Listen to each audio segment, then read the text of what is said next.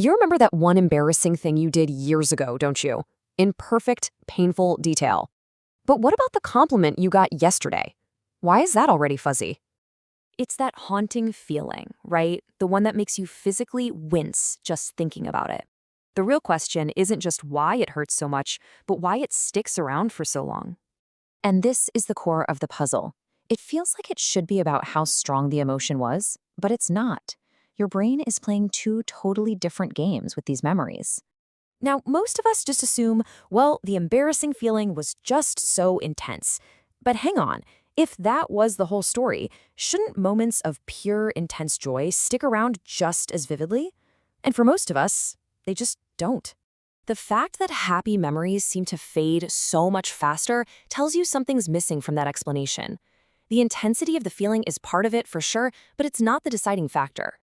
And here's the part most people miss. Your brain doesn't treat all strong emotions the same. It has a special, high-priority category reserved for one thing in particular: social discomfort. Think of it like a social alarm that's hardwired into your brain. When you make a social mistake, this alarm doesn't just make you feel bad. It kicks off a whole process to make sure you never, ever forget it. Okay, so it all starts with the mistake itself. You trip in public, say the wrong name, tell a joke that completely bombs. Instantly, those social alarm bells start ringing. And here's what's really happening under the hood. Your brain flags this moment not just as awkward, but as a super high priority signal. It's crucial data for your social survival. That high priority tag triggers maximum attention. It's like your brain shines a giant spotlight on that single moment, pushing everything else into the dark so it can focus on what just went wrong. And that intense focus is what burns it into your memory.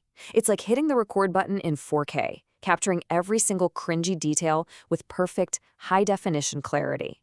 So this memory spotlight is the exact reason why happy moments can feel so fuzzy in comparison.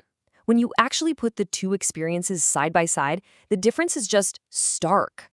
An embarrassing moment, your brain sends a high-priority signal, gives it maximum attention, and saves it in HD. But a happy moment?